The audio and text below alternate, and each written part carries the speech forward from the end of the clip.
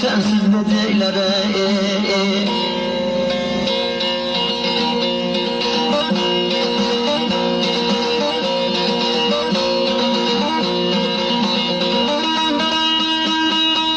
Yavru dumanlar bürüdü gönül dağları, gönül hatırladı neyden geçen çağları.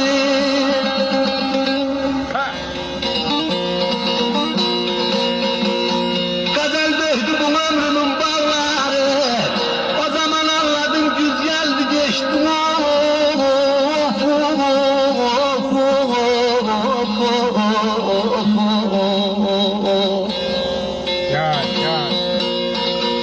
Yar içeride, kes bağrım yar içeride.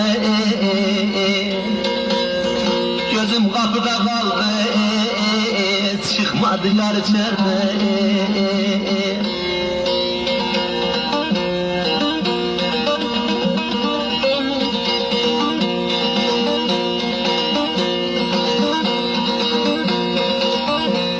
Şimşek oğlu kaderine dırgındır, geze geze neyden gurbet eli yorgundur.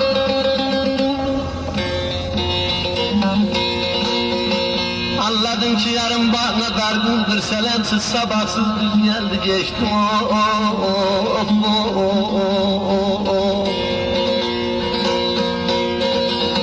Ya garga eser boran ya garga gözü yaşlı yar koydum, yanalı yar ya garga